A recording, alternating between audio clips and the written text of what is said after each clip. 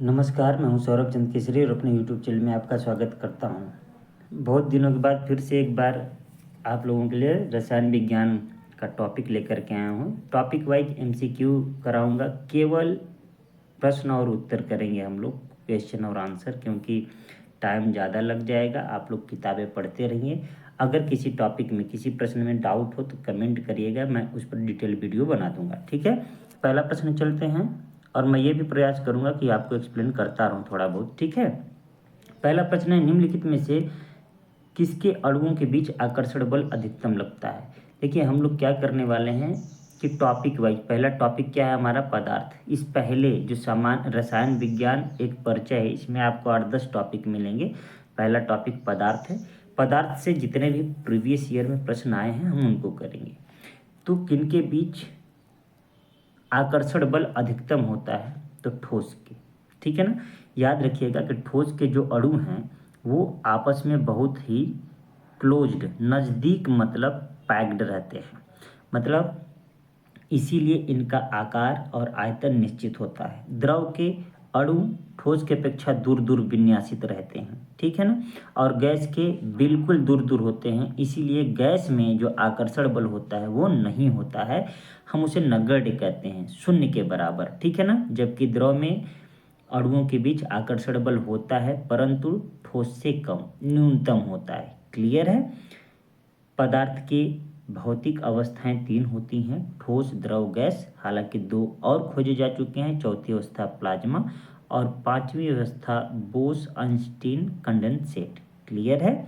मैं इसको एक्सप्लेन भी कर दूंगा, कैसे करूंगा थोड़ी देर में करूंगा। ठीक है ना, पहले का आंसर उम्मीद करता हूं आपको आ गया होगा। नेक्स्ट प्रश्न है हमारा, कह रहा है कि पदार्थ के संदर्भ में निम्नलिखित में से कौन सा कथन सही नहीं है, मतलब गलत का चयन करना है। ठीक है, पदार्थ के कणों के बीच कोई आकर्षण बल नहीं होता है। देखिए, अभी हम लोग पढ़े कि पदार्थ के कणों के बीच आकर्षण बल होता है, ठोस में सर्वाधिक होता है, द्रव में न्यूनतम होता है, जबकि गैस के अणुओं के बीच बिल्कुल नहीं होता है।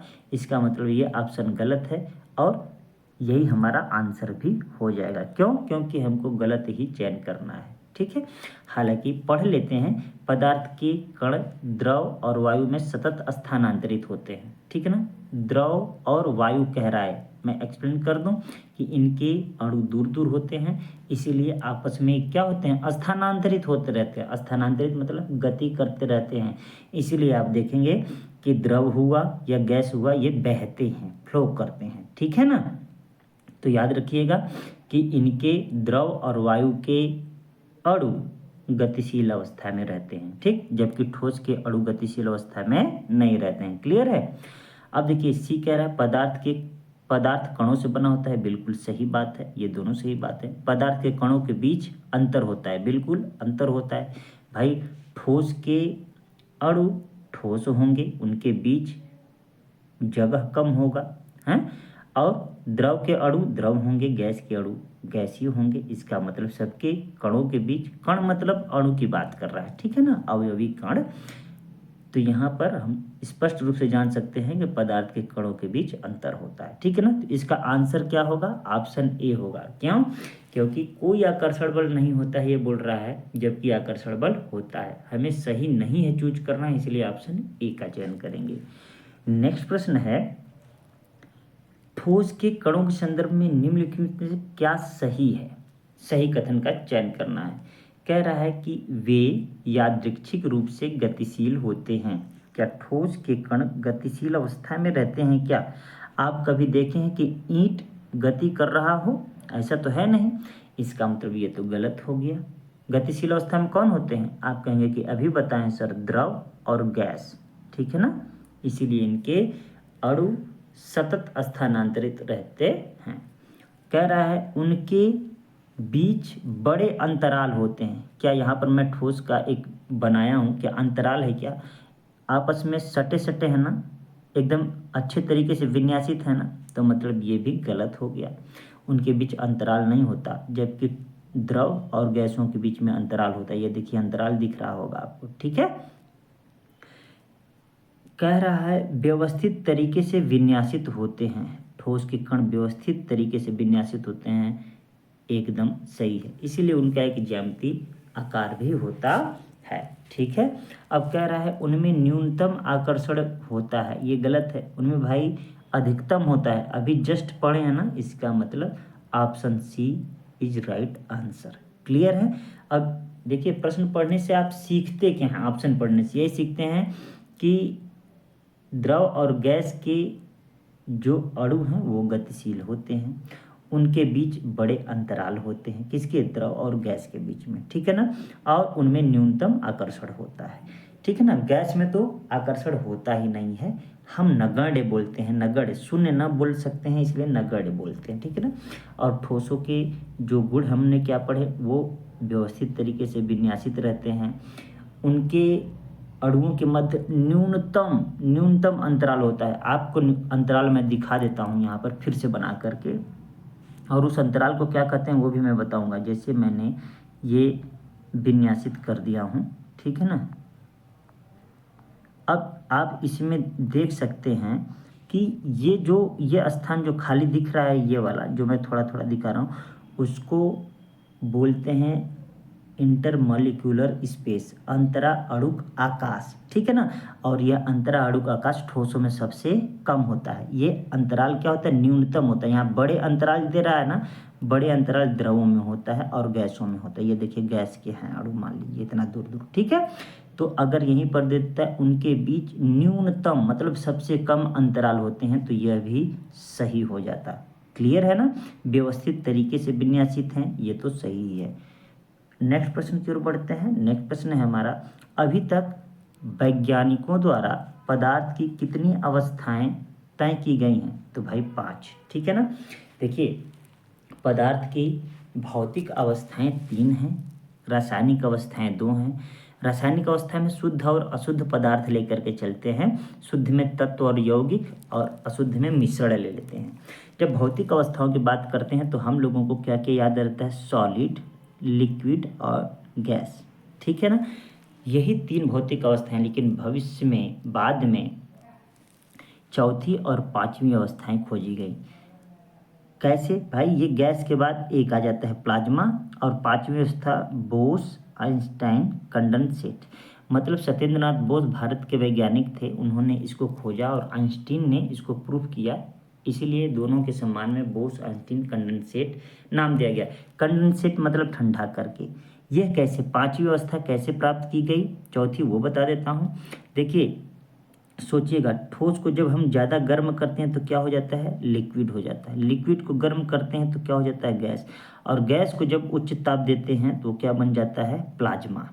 प्लाज्मा मतलब यह आयनित हो जाता है। क्यों, ये प्लस और माइनस में लिख दिया, मतलब पदार्थ की ऐसी अवस्था जो आयनित रूप में हो उसे हम प्लाज्मा कहते हैं।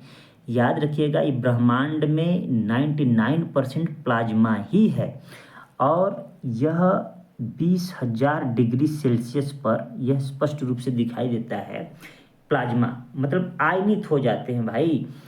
अगर अधिक, ये तो 20,000 मैंने ज़्यादा ही बता दिया, लेकिन किताबों में अगर मैं कहूँ तो 20,000 का उल्लेख किया है, लेकिन मैं तो कहता हूँ जो सूर्य से निकलने वाली जो किरणें हैं, आप देखेंगे बहुत उसमें भूगोल में पढ़े होंगे कि प्रकाश की बारिश होती है, ऑस्ट्रेलोबोरोसिस की एक प्रक्रिया होती है ध्रुवों पर, दक्षिणी ध्रुव और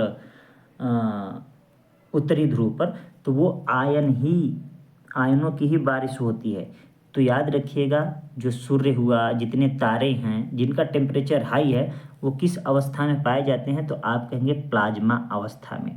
ये प्लाज्मा अवस्था पदार्थ की जो चौथी प्लाज्मा अवस्था है, हमारे शरीर में पाए जाने वाले तरल प्लाज्मा से बिल्कुल अलग है। हमारे शरीर में जो प्लाज्मा पाया जाता है वो तरल होता है, वो आरबीसी और डब्ल्यूबीसी जैसे कणों को, प्लेटलेट्स जैसे कणों को हमारे शरीर में एक स्थान से दूसरे स्थान तक ले जाने में मदद करती है। लेकिन यह पदार्थ की चौथी अवस्था है, जबकि वो तरल है, मतलब वो तो द्वितीय अवस्था में ही आ जाएगी। तो उस प्लाज्मा से इस प्लाज्मा में अंतर आपको याद रखना है। अब देखिए गर्म किए तो क्या प्राप्त किए, प्लाज्मा। अब देखिए आप देखिए, प्लाज्मा जब ठंडी अवस्था में हो जाएगी तो क्या बन जाएगी, गैस। यही गैस और ठंडा कर देंगे तो क्या बन जाएगा, लिक्विड। इसी लिक्विड को और ठंडा करेंगे तो ठोस बन जाएगा, है ना। आप जल से ही उदाहरण ले सकते हैं, जल को ठंडा करते हैं तो बर्फ बन जाता है ना। जब इसको और ठंडा करेंगे तब यही जो पांचवी अवस्था है वही बन जाता है BEC, याद रखिएगा, ठीक है ना। कंडेंसेट मतलब ठंडा करना, इसे केवल लेबोरेटरी में ही बनाया जा सकता है, ठीक है, इसके अलावा इसको बनाया नहीं जा सकता है। तो याद रखिएगा अब तक 5 अवस्थाएं खोजी गई हैं और कैसे है क्या है मैंने आपको एक्सप्लेन कर दिया है, ठीक है। अगर केवल पूछे पदार्थ की कितनी भौतिक अवस्थाएं तो आप 3 नहीं मारिएगा, लेकिन यहाँ पर दिया है अभी तक वैज्ञानिकों द्वारा, इसलिए हमने 5 किया है, ठीक है। नेक्स्ट प्रश्न की ओर बढ़ते हैं। नेक्स्ट प्रश्न है हमारा, ये देखिए आपके लिए प्रश्न है, कह रहा है कि नीचे दी गई आकृति से क्या अनुमान नहीं लगाया जा सकता। कह रहा है देखिए ये ठोस का है, ठीक है ना, ये लिक्विड का है, ये गैस का है और ये प्लाज्मा का। ये आकार दे दिए, मतलब उसके अवयवी जो कण हैं, जो अणु हैं, उनको स्पष्ट दिखा दिया है। इसको देखकर आप क्या अनुमान नहीं लगा सकते। पदार्थ के चारों अवस्थाओं की आणविक व्यवस्था देखी जा सकती है, बिल्कुल देख रहे हैं, है कि नहीं। ये ठोस है, ये द्रव है, गैस है, ये लिक्विड है, मतलब प्लाज्मा है।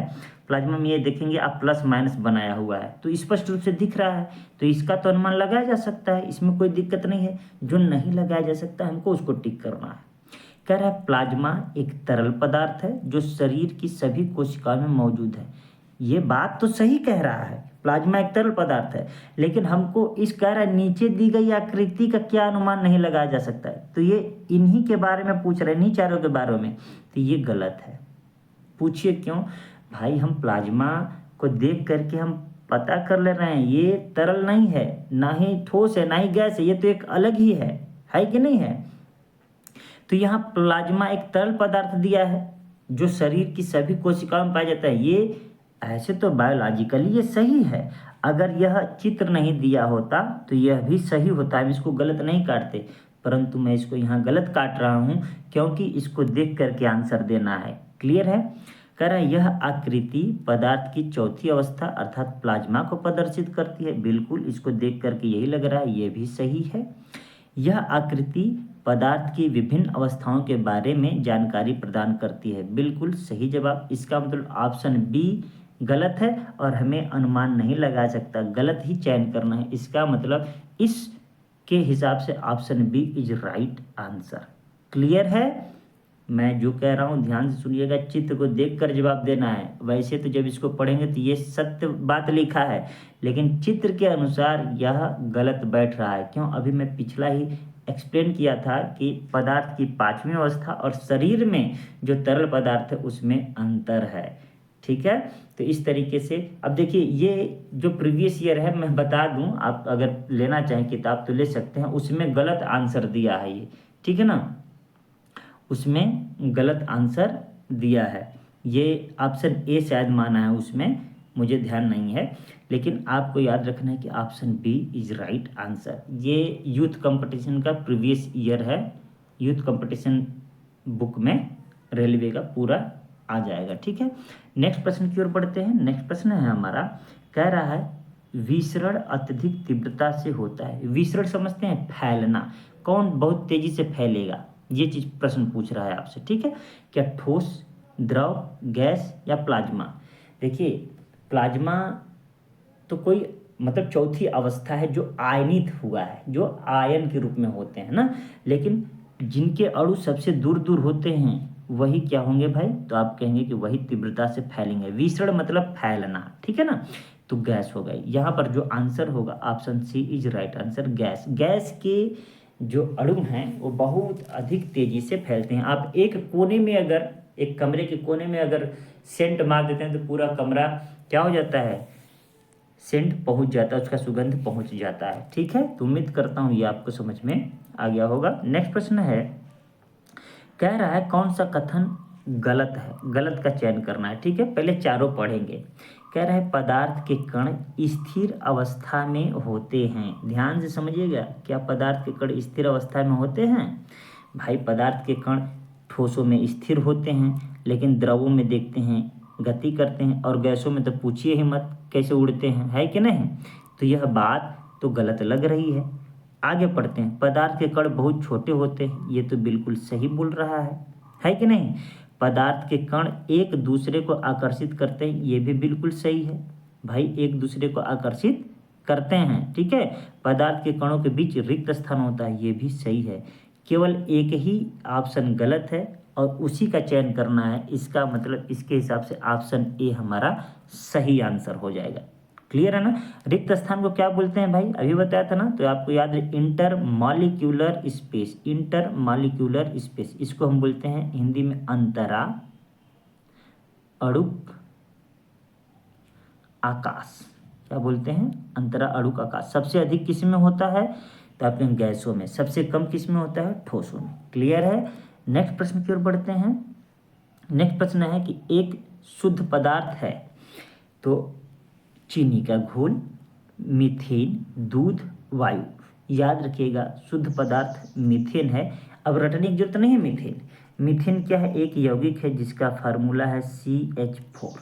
मैं बता दूं, पदार्थों को रासायनिक रूप में दो भागों में बांटा गया है। एक तो शुद्ध रूप में, जैसे ये हमारे पास अगर पदार्थ है, ठीक है, तो ये हम दो भागों में बांट दिए, एक तो शुद्ध पदार्थ और एक अशुद्ध पदार्थ, ठीक है। अच्छा, तो शुद्ध में क्या क्या आते हैं सर, तो आप कहेंगे एक तो तत्व और दूसरे यौगिक, ठीक है ना। तो तत्व किसे कहते हैं, तो आप कहेंगे एक ही प्रकार के परमाणुओं से बनने वाले पदार्थ को तत्व कहते हैं। जैसे हाइड्रोजन एक परमाणु है, तो हाइड्रोजन तत्व भी है। हीलियम एक परमाणु है, तो हीलियम एक तत्व भी है। अब देखिए H2O ये एक यौगिक है, मतलब दो या दो से अधिक तत्वों के एक निश्चित अनुपात में मिलने से बनने वाला नया पदार्थ क्या कहलाता है, यौगिक। तो यौगिक और तत्व शुद्ध होते हैं। अब आप देखें कार्बन और हाइड्रोजन से मिलकर के क्या बना है, मीथेन। तो मीथेन क्या है, शुद्ध है। अशुद्ध में क्या आता है, तो आप कहेंगे सर मिश्रण कितने प्रकार के हो सकते हैं, दो प्रकार के, समांगी मिश्रण और विषमांगी मिश्रण, ठीक है ना। उसी मिश्रण में आपको समांगी मिश्रण में विलयन आ जाएगा, ठीक है ना। विलयन, कोलाइडी विलयन पढ़ेंगे आगे हम लोग इसी क्वेश्चन के माध्यम से। तो अब आप बताइए चीनी का घोल विलयन है कि नहीं है, मिश्रण है कि नहीं है। याद रखिएगा मिश्रण की पहचान क्या है, उसमें कोई नया पदार्थ नहीं बनता है। अब बताइए चीनी और पानी को घोलेंगे तो कुछ नया बनेगा क्या।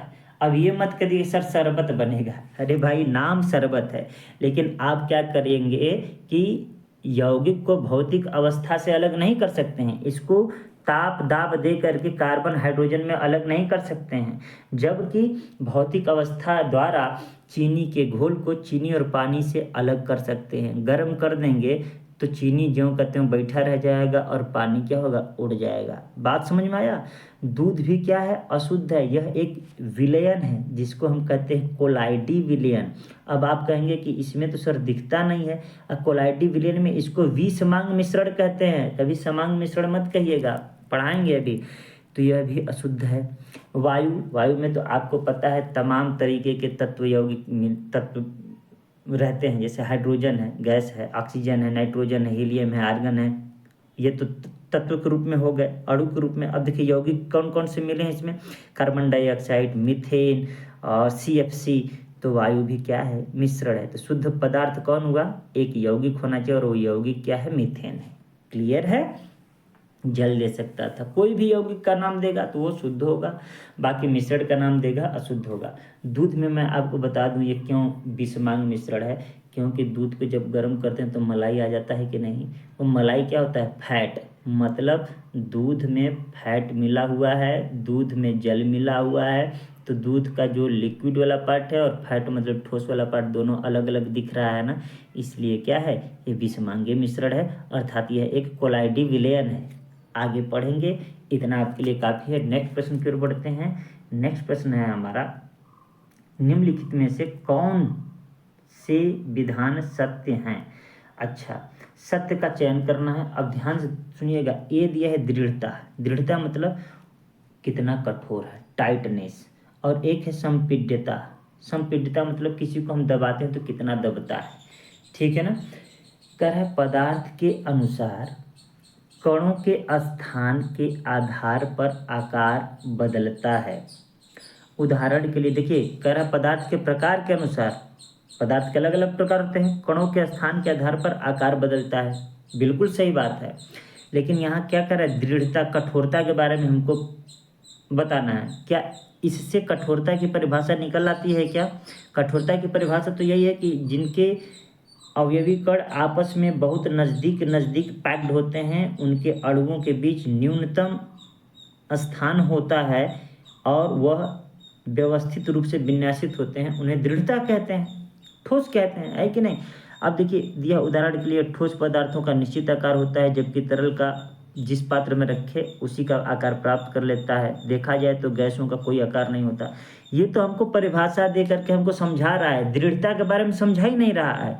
हमको दृढ़ता का मतलब क्या, हमको कठोरता के बारे में समझाना चाहिए। केवल क्या देना चाहिए कि कणों का जो पदार्थ ठोस पदार्थ है या फिर पदार्थों के कणों का आकार निश्चित होता है और उनके कण आपस में क्लोज्ड पैक्ड रहते हैं, मतलब नज़दीक नज़दीक विन्यासित रहते हैं, उन्हें दृढ़ता कहते हैं। तब तो हम इसको सही मान लेते हैं। इस हिसाब से तो ये सही नहीं हुआ। क्लियर है। दूसरा पढ़ते हैं, संपीड्यता। यह पदार्थों का वह गुण है जिसके कारण उच्च दाब पर उनका आयतन कम हो जाता है। गैसों में यह गुण पाया जाता है। ये देखिए समझा दिया है संपीड्यता किसे कहते हैं, और बिल्कुल सही समझाया है। आप एक गुब्बारा लीजिए, गुब्बारा को फुलाइए, फिर अगर फुला करके आप उसको दबाते हैं तो उसका आकार छोटा हो जाता है कि नहीं। आकार क्या होता है, दाब दे करके छोटा कर देते हैं ना, इसका मतलब वही संपीड्यता है। तो इस हिसाब से केवल ऑप्शन बी सही है, केवल ऑप्शन बी ही सत्य है। याद रखिएगा, दृढ़ता का मैंने क्या बताया, कठोरता से संबंध है। आप कोई चीज़ कठोर कब होता है, आप यह एक ठोस लेकर देख सकते हैं कि उनके आकार बहुत निश्चित होंगे और उनके जो अणु हैं, अवयवी कण हैं, वो आपस में बहुत ही नज़दीक नज़दीक विन्यासित होते हैं, जिनके कणों के मध्य जो अंतर है, जो अंतराणु आकाश है, वो बहुत न्यूनतम होता है। ठीक है। तो इस तरीके से 9 प्रश्न पदार्थ से आए हुए हैं। इसके बाद में आप जैसे ही देखेंगे 10वां पदार्थ, तो इसमें जो टॉपिक आ जाएगा वो आ जाएगा पदार्थों का वर्गीकरण, यौगिक, मिश्रण और विलयन। ठीक है। तो हम लोग क्या करते हैं, छोटा छोटा पार्ट लेकर के चलते हैं। अब अगला वीडियो में आपको नंबर 10 से शुरू करेंगे। ठीक है।